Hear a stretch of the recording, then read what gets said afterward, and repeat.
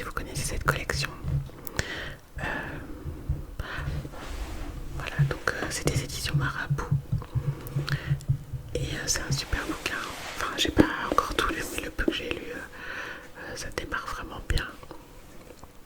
Donc voilà, la couverture se présente comme ça. Vous l'avez peut-être déjà vu en magasin ou en librairie.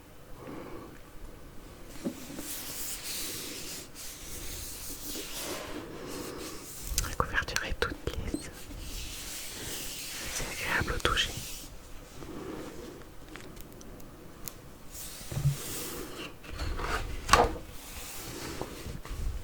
Donc évidemment, je vais pas vous lire tous les livres.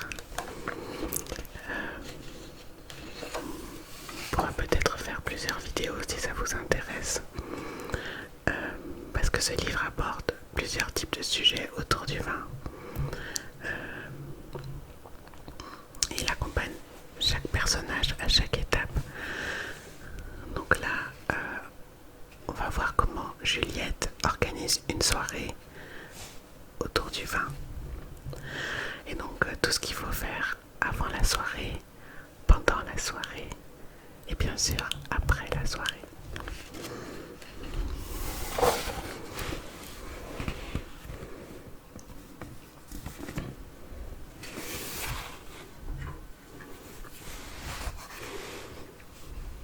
Donc là je vais voir avec vous cette petite partie. Et peut-être dans d'autres vidéos, on verra le reste.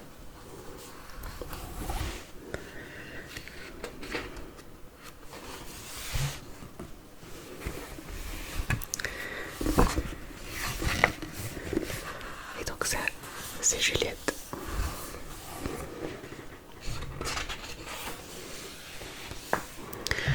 Alors je vous montrerai quelques pages, mais pas toutes. Seulement quand il faudra. Par exemple, cette première page, elle montre les différents verres de vin. Donc je pense que c'est intéressant que vous puissiez voir cette page.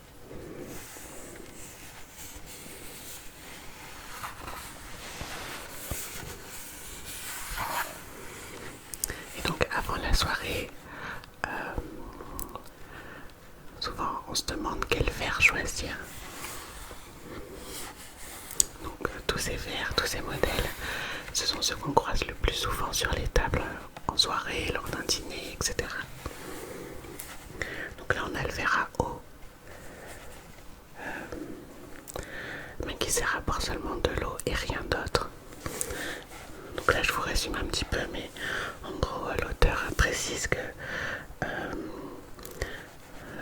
de ne pas mettre de vin dans ce type de verre, à moins que ce soit un vin complètement sans qualité.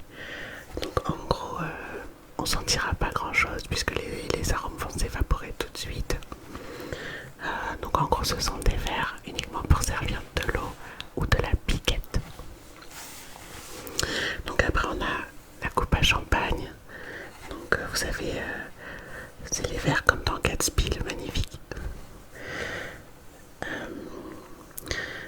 Donc a priori il y a une légende qui dirait que il a été moulé dans le sein gauche, sur le sein gauche pardon, de la marquise de Pompadour.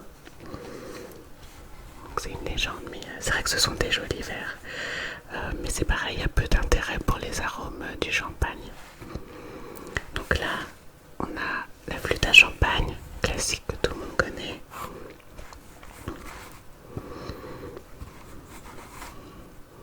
Elle est parfaite juste pour goûter du champagne.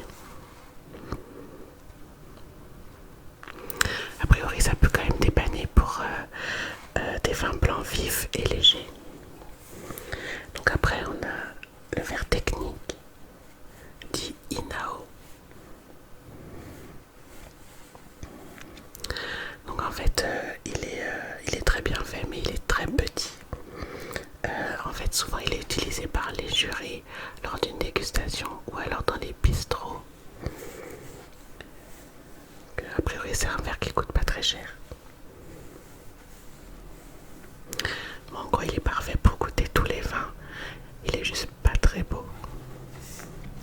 Donc là, là, on a le verre à Bourgogne. Le verre, oui, ça, le verre à Bourgogne. Alors, il est ventru avec un bord resserré, donc parfait pour les Bourgognes, mais aussi pour les autres rouges, jeunes ou les blancs.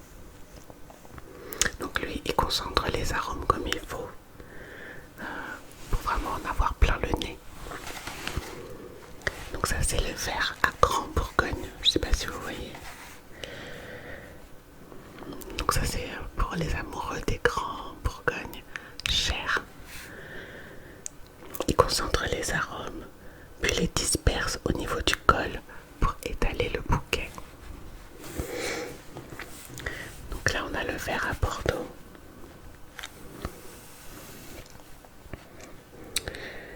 Alors c'est en forme de tulipe très haute qui convient à tous les vins, sauf les blancs fragiles. Le col est à peine plus serré que le ventre. Donc c'est un verre qui est vraiment utilisé pour les vins puissants.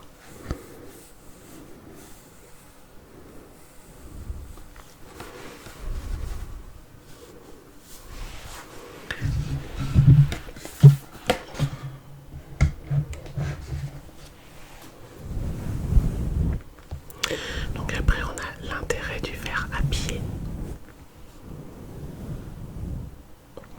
Donc en gros ça permet en fait de tenir le verre sans poser les doigts dessus, les doigts sur le contre le vin, puisque comme on a les doigts, les mains chaudes, ça a tendance à réchauffer le vin. Donc c'est pas terrible.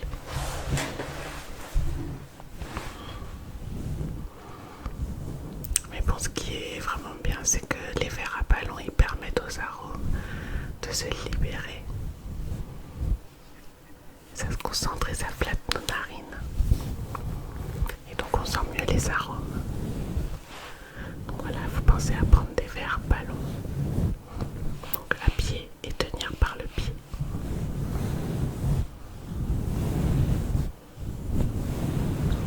Donc surtout pas de gobelet ou de verre à eau. En fait.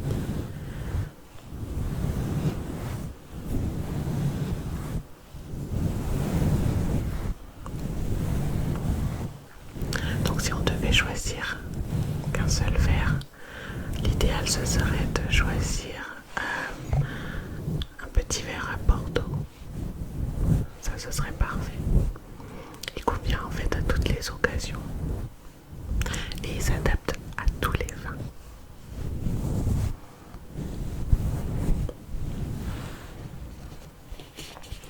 Alors les verres en cristal, ils sont parfaits aussi. Seulement faut éviter parce que souvent il y a des maladresses en soirée. Donc si vous y tenez vraiment, effectivement le vin a tendance à s'accrocher sur le cristal et du coup il y a plus d'arômes. Mais il peut y avoir de la casse.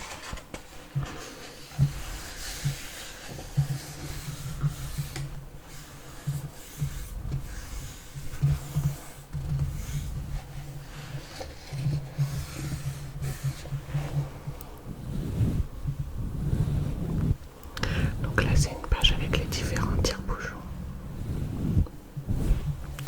Mais je suppose que vous les connaissez. Je vais vous montrer. Donc là on a le tire-bouchon classique du supermarché. Il est à bras. On trouve facilement au supermarché. On a celui à la force du biceps. Donc en fait il n'y a pas de levier, il faut vraiment tirer, c'est juste un manche à tirer.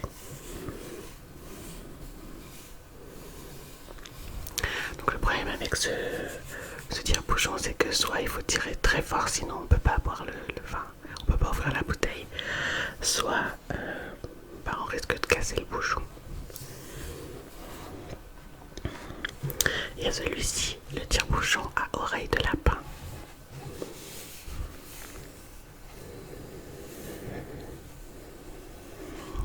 Donc il est parfait pour ouvrir les bouteilles.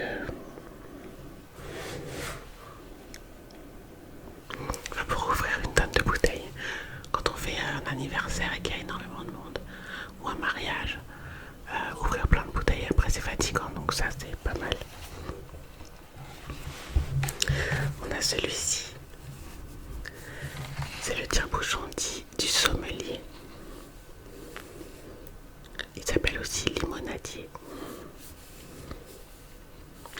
C'est le tire-bouchon qu'on trouve généralement dans les restaurants.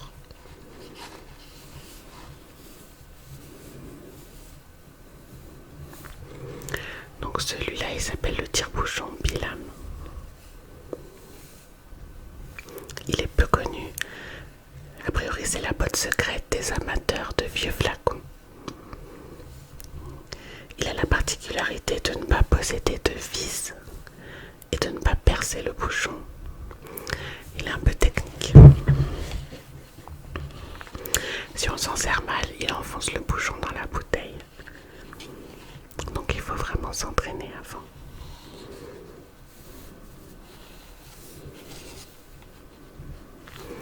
Alors qu'est-ce qu'il faut faire quand on casse le bouchon?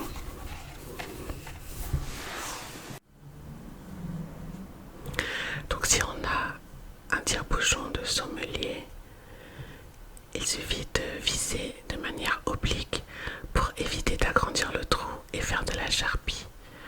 Coincez le morceau contre la paroi et tirez-le à la verticale. La solution numéro 2. Enfoncez le bouchon dans la bouteille, carreaux éclaboussures, et transvasez immédiatement le contenu dans une carafe pour éviter que le liège ne contamine le breuvage.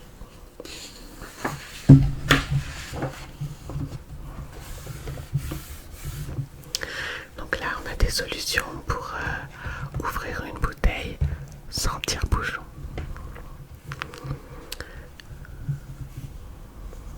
Donc encore une fois, soit on va pousser le bouchon dans la bouteille et à ce moment-là, il faut absolument une carafe pour pouvoir transvaser le vin tout de suite, comme on vient de le voir, parce que sinon le bouchon il pourrait contaminer le breuvage.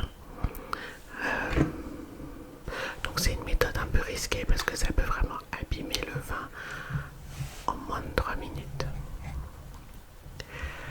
Donc ensuite en solution 2, on va improviser un tire-bouchon. Alors c'est génial quand on est débrouillard et pour les bricoleurs. Alors l'idée c'est de trouver de quoi emprisonner le bouchon et puis faire levier. Comme une vis ou une pince par exemple, ça fait très bien l'affaire. C'est une méthode qui a été testée et approuvée par l'auteur.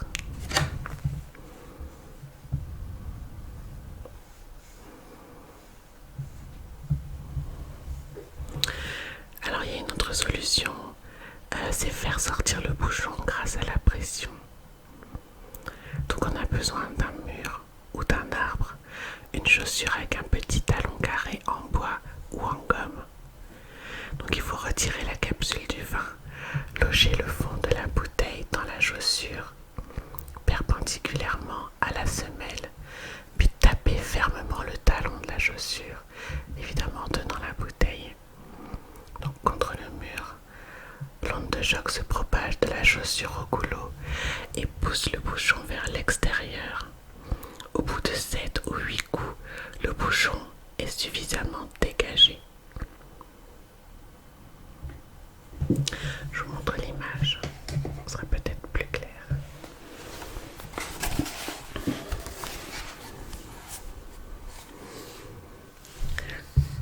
Donc là, on pousse le bouchon et on transvase tout de suite. Là, on trouve une vis ou une pince. Et là, on trouve une chaussure avec une semelle en bois ou en gomme, avec un petit talon. Et on fait pression. Donc là, la dernière solution, c'est d'acheter une bouteille de vin avec un bouchon qui se dévisse. Donc là, c'est comment on ouvre une bouteille de champagne. Je pense que tout le monde sait à peu près ouvrir une bouteille de champagne, mais bon. Alors la première règle, c'est de ne pas secouer la bouteille. C'est très important, en tout cas pas avant de l'ouvrir. Donc si on l'a acheté, quand on s'est promené avec, avant de l'ouvrir, on la pose et on attend. Ensuite, on enlève le muselet de fer, la partie qui maintient le bouchon. Et ensuite, on pose le pouce sur le bouchon et on laisse pas la bouteille sans surveillance, donc on tient. Voilà. Ensuite, quand on ouvre la bouteille, on tire pas le bouchon d'un coup, on le tourne.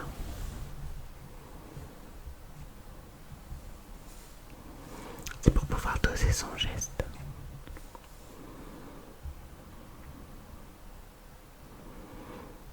Donc ensuite, on lâche pas, on tient le bouchon.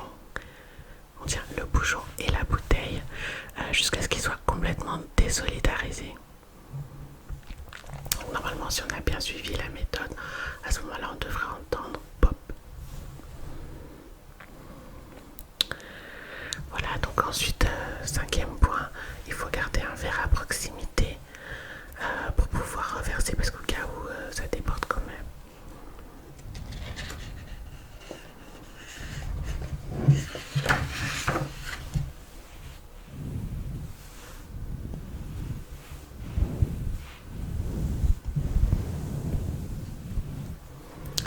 Donc là, on va aborder la question suivante. Quel vin choisir et pour quelle soirée? Donc l'idée, c'est de prendre un vin simple pour une occasion simple, un vin complexe pour un moment qui sort de l'ordinaire, et après ça dépend des goûts.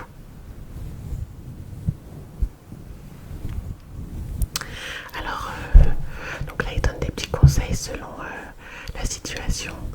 Donc par exemple, pour le dîner en amoureux, la mauvaise idée c'est d'acheter un vin rouge qui tache, qui donne les dents noires. Ça fera tout de suite mauvaise impression. Mais sinon la bonne idée pour un dîner en amoureux, ce serait un Bourgogne rouge, Côte de Nuit ou blanc, donc un Chablis. Pour une ambiance, donc c'était pour une ambiance élégante, pour une ambiance décontractée, un Bordeaux blanc. Pour l'ambiance Dolce Vita, un rouge de Toscane. L'ambiance sensuelle, un blanc de Loire. L'ambiance sexy, Côte du Rhône rouge. Pour fondre de gourmandise, blanc liquoreux. Alors quand on fait une grosse fête, la bonne idée, c'est un vin effervescent. Par exemple, le champagne brut, donc non millésimé, d'une maison classique, un crément de Bourgogne, d'Alsace, de Loire, un cava espagnol. C'est bon le cava, moi j'aime bien. Donc un blanc, donc un chardonnay du pays, un rouge, donc Languedoc ou Chili. Donc ça c'est plutôt du fruit et de la douceur. Un rosé de Provence, surtout quand il fait chaud. Donc la mauvaise idée c'est un grand vin délicat dans un gobelet, puisqu'on ne sent plus rien. Pour un repas sérieux, donc un repas de famille ou avec son patron, la bonne idée, ce sera plutôt un blanc pour gagner en envergure, un meursault, donc c'est un vin de Bourgogne, et pour voler comme un aigle, un blanc de Corse. Et la bonne idée en rouge, pour une ambiance gendre idéale, donc un Saint-Émilion, un Bandol, un Chinon au Bourgueil ou un Morgon, donc le Beaujolais. Pour l'apéro entre amis, donc, la bonne idée, c'est une petite appellation méconnue, un Janière de Touraine, un Cadillac ou un Pécharmant du Bergerac. Moi je les connais pas tous. Ou alors on peut aussi choisir un cépage oublié blanc, comme par exemple le Mosaque dans le sud-ouest, ou un rouge, un Jurançon noir dans le sud-ouest.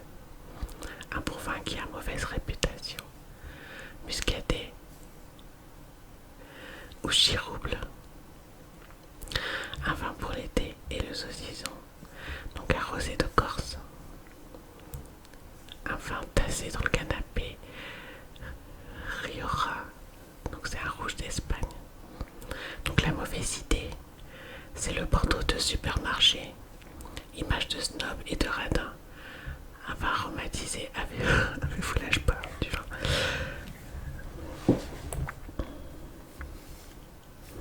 Alors pour les soirées The Big Moment, donc quand il faut fêter ça, marquer le coup, c'est champagne blanc de blanc. Quand la famille s'agrandit, un Montrachet, c'est un blanc de Bourgogne. Pour déclarer je serai toujours là pour toi, ce sera un Pommard. Pour une demande en mariage, un Chambol Musigny. Pour une ambiance, les potes c'est sacré, un Côte Rôti. C'est un rouge du Rhône. On ne voit pas le temps passer, donc un anniversaire. Donc ça peut être un Pauillac, Saint-Julien ou Margaux. Je suis le plus fort, un Barolo. Et un vin à boire quand on est tout seul. Alors d'abord l'auteur dit si vous êtes seul, ne buvez pas ou regoutez une bouteille entamée. Donc c'est finissez les restes plutôt. Analysez l'évolution du vin. Évitez d'ouvrir une bonne bouteille. Comme le plaisir n'est pas partagé, vous risquez de vous sentir encore plus seul.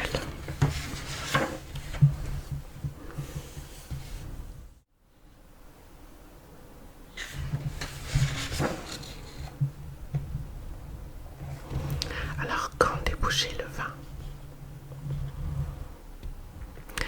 Alors, les vins qu'on peut déboucher juste avant de servir, ce sont les blancs secs ou fruités, les rouges légers, les pétillants, les effervescents et les champagnes classiques. Il suffit de les aérer dans le verre pour qu'ils se réveillent. Donc, les vins qu'on peut ouvrir 1 heure avant.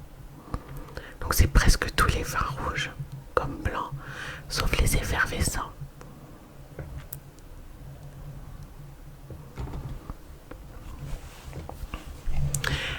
Les vins qu'on doit déboucher 3 heures avant, ce sont les vins rouges qui sont jeunes et intenses de France, du Chili, d'Argentine, ainsi que certains vins charpentés d'Italie, d'Espagne, du Portugal. Les plus puissants, surtout s'ils sont très jeunes, peuvent même être ouverts 6 heures avant le repas et carafés dans les 3 dernières heures. Alors pourquoi est-ce qu'on aère un vin?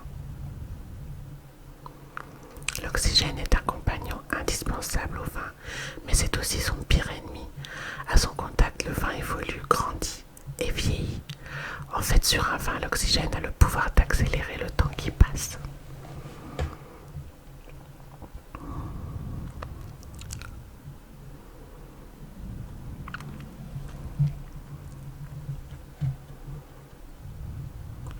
Donc le vin est l'air. Donc le vin respire dans la bouteille. La petite bulle d'air le séparant du bouchon le maintient en contact avec l'oxygène. Dans un verre, le vin se frotte à l'air. Les arômes s'épanouissent, les tanins se patinent tout doucement. Cela suffit pour les vins légers. Les vins vieux et l'air. Un vin vieux dont le bouquet et les tanins ont eu le temps de s'affiner dans la bouteille n'a pas besoin d'être aéré. Au contraire, une oxygénation trop brutale pourrait faire évanouir ces arômes très fragiles. Le vin et la carafe. Parfois, un vin a besoin d'être aéré plus franchement pour se réveiller et se livrer, d'où la nécessité d'une carafe. Le vin gagnera en intensité et en complexité. Sa structure sera plus profonde en bouche. On peut aussi aérer des blancs. Les blancs et les champagnes. Un vin blanc est plus sensible qu'un rouge à l'oxygène. Mais les blancs gras et puissants, élevés en fût de chêne, gagnent à faire un court séjour en carafe, comme par exemple les grands blancs de Californie, de Bourgogne et du Rhône, ou certains champagnes exceptionnels.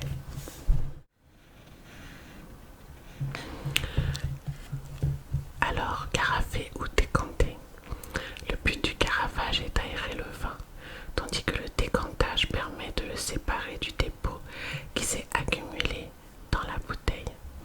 On carafe un vin jeune, on décante un vin vieux. Dans les deux cas, on vide le contenu de la bouteille dans une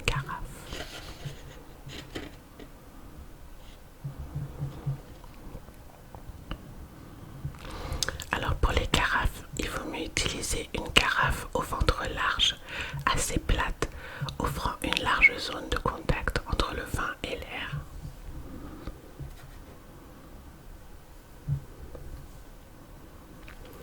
Et donc pour décanter un vin vieux, on va plutôt utiliser une carafe étroite, peu ventrue et à l'ouverture serrée pour limiter le contact avec l'air.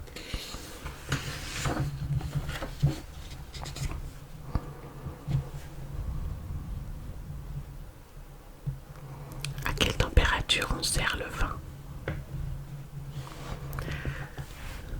La température de service est importante. Elle influence non seulement la perception des arômes, mais aussi la sensation en bouche.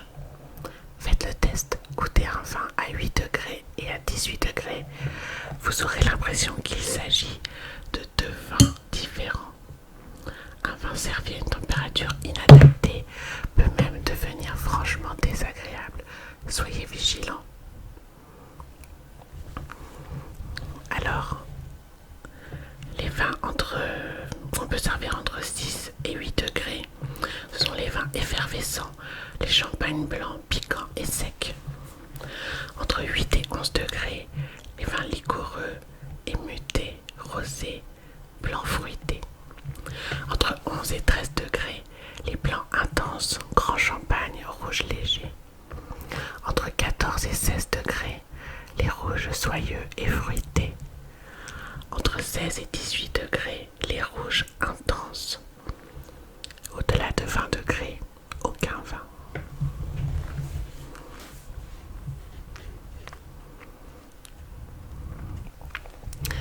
Et alors pourquoi on ne sert pas tous les vins à la même température? C'est parce qu'il faut s'adapter à leur caractère. Pour un vin blanc sec et peu aromatique, on cherche l'acidité et la fraîcheur. Donc on le sert frais, voire froid. Pour un vin rouge intense et épicé, on cherche à adoucir les tanins et à mettre en valeur sa rondeur. On le sert presque à température ambiante.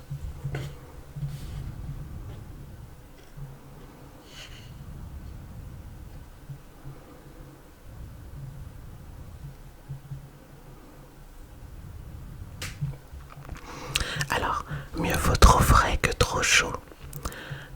Il vaut mieux servir un vin un peu trop frais qui se réchauffera dans le verre. Parce qu'une fois servi, un vin peut gagner 4 degrés en une quinzaine de minutes par rapport à un vin chaud, un vin trop chaud.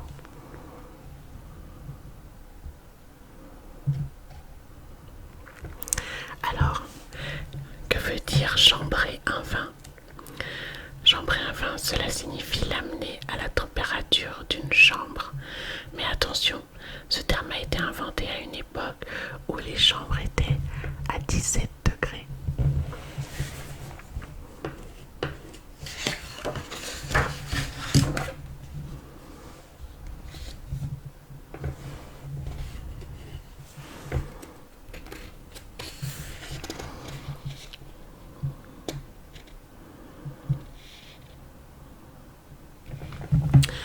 Dans quel ordre sert-on les bouteilles? Alors l'ordre est important car il ne faudrait pas qu'un vin vous fasse regretter le précédent. Pour éviter cet écueil, on veille particulièrement à ne pas choquer, endormir, étouffer ni dérouter ses papilles. Alors dans un ordre classique, on va du plus vif et léger au plus charpenté et puissant. Donc d'abord les vins effervescents et secs, ensuite un vin blanc sec, puis un vin blanc intense ou un vin rouge léger, ensuite un vin rouge intense et un vin sucré.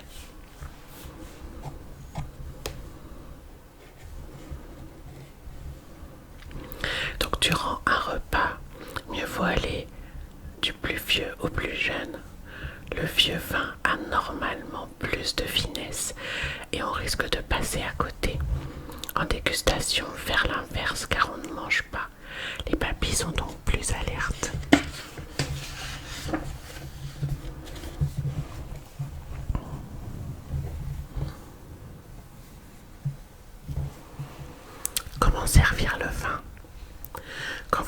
touchez une bouteille, versez-vous toujours un fond de verre avant de servir les convives. Cette politesse a deux objectifs: récupérer les éventuelles particules de liège qui auraient pu tomber dans la bouteille à l'ouverture et surtout goûter le vin pour vérifier qu'il n'a pas de défaut. Évidemment, si vous l'avez goûté auparavant et mis en carafe, passez-vous de cette étape.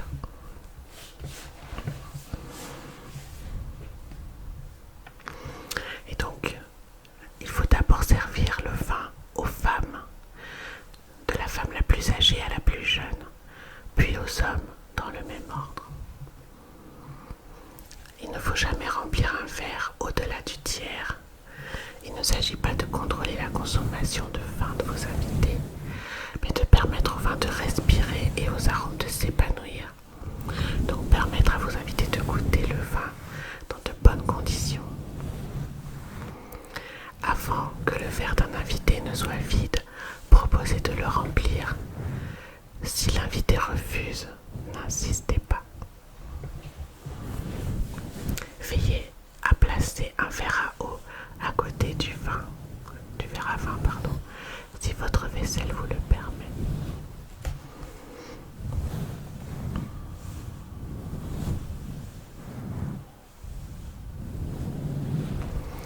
Alors, pour éviter la goutte qui coule, il y a 3 solutions.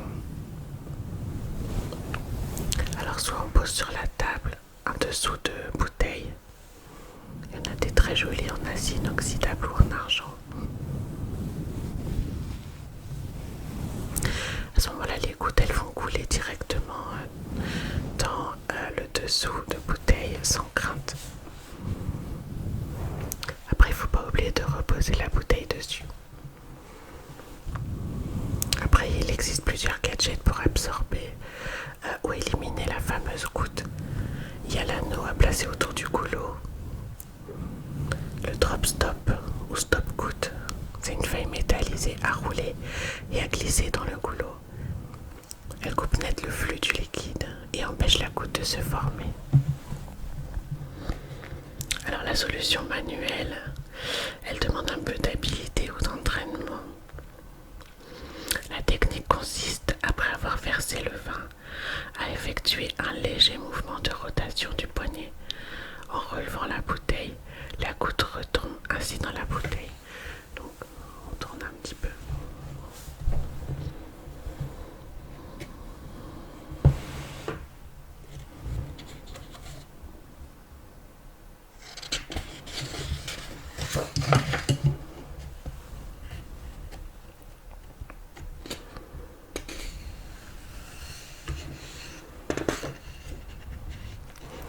Organiser une soirée dégustation.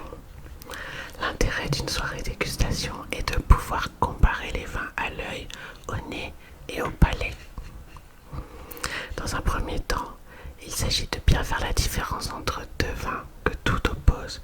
Puis l'expérience aidant, vous pourrez vous diriger vers des dégustations plus pointues. Pour chaque dégustation, veillez à mettre, sauf exception, le même prix dans les deux vins.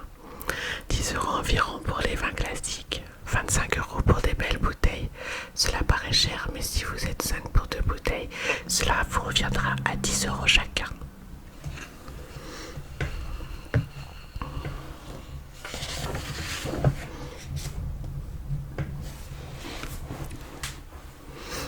Alors, donc sur cette page, on a les différentes façons de dire à la vôtre dans plusieurs langues.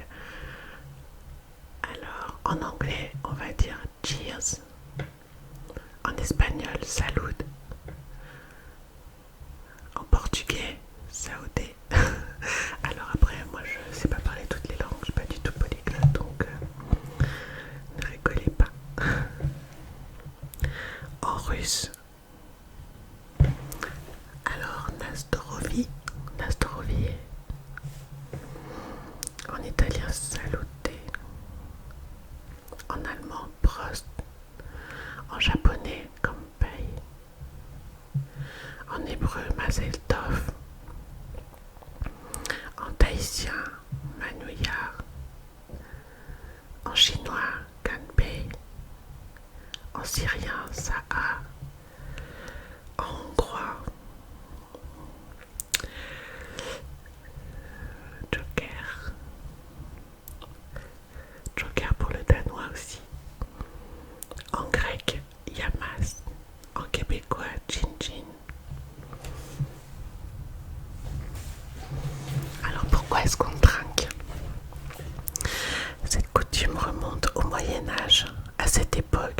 boisson était couramment employée pour éliminer ses ennemis.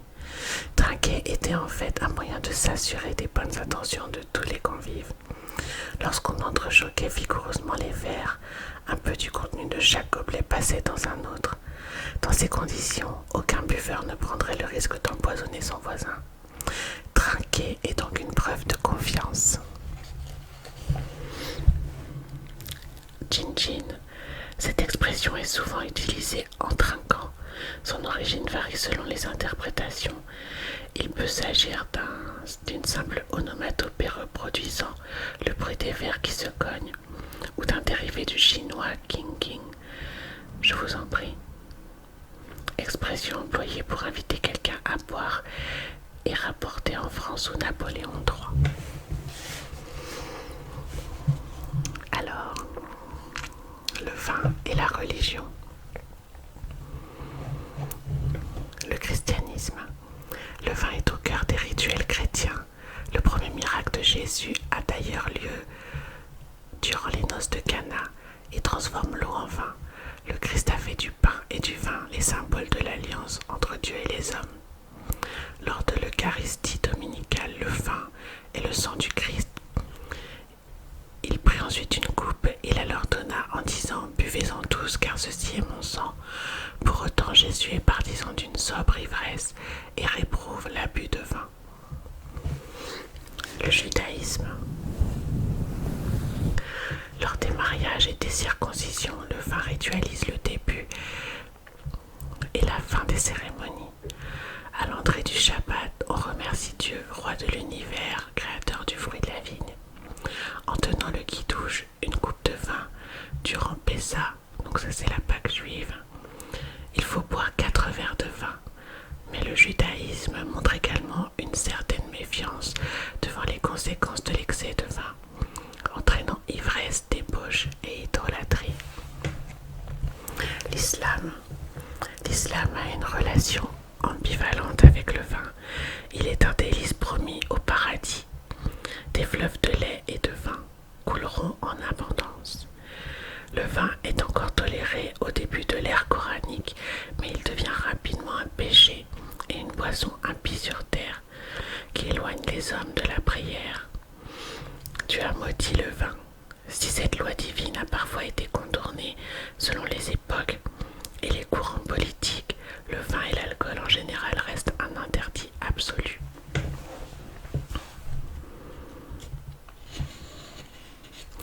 Les religions de l'Extrême-Orient. Si l'alcool, donc le vin, est toléré par l'hindouisme, il est expressément condamné par le bouddhisme.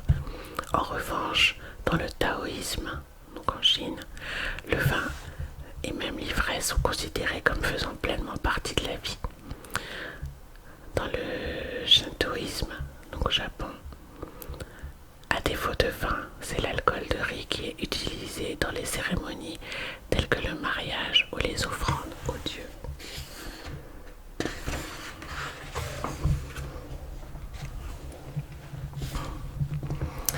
Alors, quelques phrases qui marchent à tous les coups pour parler du vin, pour pouvoir briller en société. Donc, on peut sortir comme ça de temps en temps quelques phrases, mais si on tombe sur un expert, ça peut être un peu... Enfin bon, chacun se débrouille. Alors, donc je vous donne quelques phrases. Donc on peut dire un vin joliment vinifié, un très beau reflet de son appellation. Le nez est noble expression, la bouche est dense et la structure longue et profonde. Un vin qui a une superbe minéralité.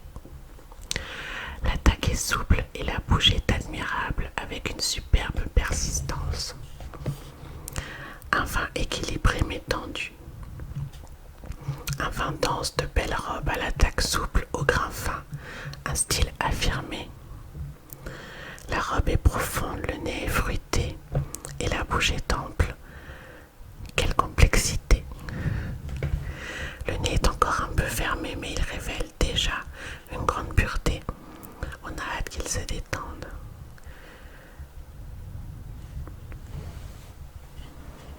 La robe est magnifique, le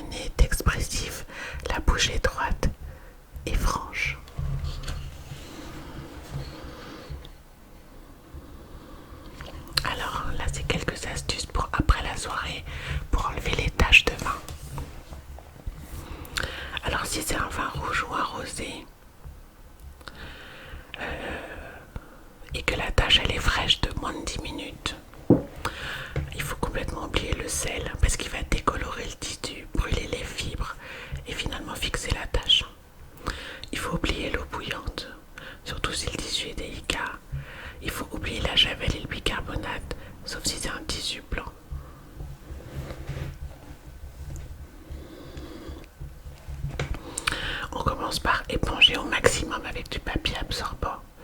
Ensuite, soit on sacrifie une bouteille de vin blanc. L'idéal est d'avoir toujours dans un placard une bouteille de vin blanc bien acide, tiède et à demi entamée. On verse le vin blanc dans une bassine et on y trempe le vêtement taché. On laisse agir pendant 1 ou 2 heures, voire plus, en frottant régulièrement la tache, puis on passe le linge en machine. Ou alors, on prépare un remède maison. Donc dans une bouteille, mettre un tiers d'eau, un tiers d'alcool ménager et un tiers de vinaigre de vin blanc. L'idéal là aussi est d'avoir toujours une bouteille de ce mélange à portée de main. On procède de la même manière, on verse le mélange dans une bassine et on y fait infuser le vêtement avant de le passer à la machine. Dans les 2 cas, le processus est le même. L'acidité et l'alcool dissolvent les anthocyanes, responsables de la couleur tenace du vin. Alors si la tache est sèche, on ne touche à rien et on apporte le vêtement le plus rapidement possible dans un pressing.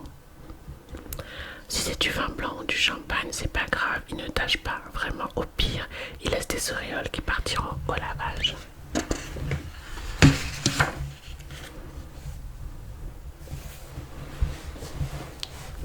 Alors, comment bien laver les verres? Alors, donc, laissez du liquide vaisselle au fond des verres ou des traces de mousse pour être sûr qu'ils sont propres. Cela donne une odeur de savon au vin. Donc, non, c'est un gros nom de l'auteur. Passez les verres au lave-vaisselle avec beaucoup de liquide de rinçage. Cela donne une odeur très désagréable et un goût amer au vin. Donc, bof. Donc, la solution, ce serait donc passer les verres à l'eau très chaude tout de suite après la fin de soirée. Ainsi, vous n'aurez même pas besoin d'utiliser de détergent. Passez une éponge simplement sur le buvant du verre et laissez sécher sur un égouttoir. Ou essuyez directement au torchon en insistant sur le bord pour effacer les traces laissées par les lèvres. Plus l'eau est chaude, moins il y aura de traces en séchant. Au niveau du rangement, quand les verres sont secs, suspendez-les tête en bas. Si vous possédez des rails à verre, posez-les sur le pied si vous avez un placard.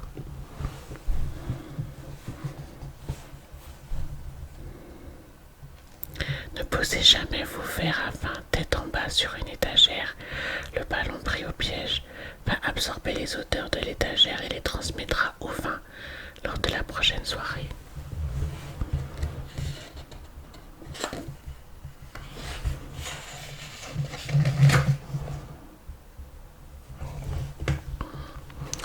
Alors, pour finir, on va parler de comment soigner sa gueule de bois. Je pense que ça peut être pas mal.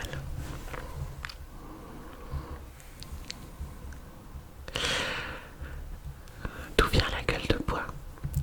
Donc, mal au crâne, envie de vomir, crampes, sensation de fatigue intense. Et vous avez bu quelques verres la veille, pas de doute, vous avez la gueule de bois. La première cause est toute simple, vous êtes déshydraté. C'est une conséquence classique de l'élimination de l'alcool par les reins. À cette gêne s'ajoutent les effets d'une hypoglycémie, les conséquences de substances inhérentes à l'alcool, comme le méthanol et certains polyphénols, ainsi que d'autres substances particulièrement présentes dans les alcools de mauvaise qualité, sulfite en grande quantité, additifs, etc. Que faire le soir même? Alors boire de l'eau, beaucoup d'eau, avant de se coucher. Un demi-litre si possible, 1 litre c'est encore mieux. C'est la règle la plus importante et la plus efficace pour contrer l'apparition des maux de tête. Elle est simple, à condition d'avoir encore assez de présence d'esprit pour y penser. Si vous le pouvez, pensez aussi à préparer une bouteille d'eau sur votre table de chevet.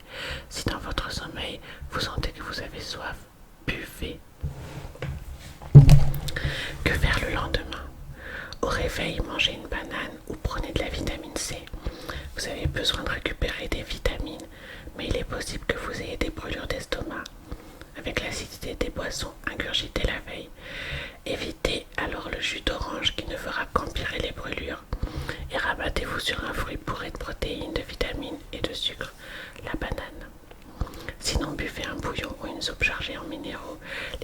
sera également extrêmement efficace pour leur teneur en zinc. Soignez le mal de ventre. Si vous avez mal au ventre, diluez une cuillère à café de bicarbonate de sodium dans un verre d'eau. Vous limiterez ainsi les dégâts de l'acidité. Buvez une tisane détox ou une camomille. Le thé et le café sont trop diurétiques et accentuent la déshydratation. Mangez du riz. Il tapisse l'estomac et apporte des sucres lents dont vous allez avoir besoin pendant la journée. Et en dernier recours, tentez un Bloody Mary. Préparez ce cocktail à base de jus de tomate, vodka, en ayant la main légère. Céleri et tabasco, la vitamine C de la tomate requinque et la vodka pauvre en méthanol coupe la descente de l'alcool, mais cette solution est loin de faire l'unanimité. Voilà. J'espère que ça vous a plu. On se retrouve très vite pour une nouvelle vidéo, peut-être sur la dégustation ou autre. Voilà. J'espère que cette vidéo vous aura relaxé et détendu, voire endormi. Dites-moi en commentaire si ça vous a plu.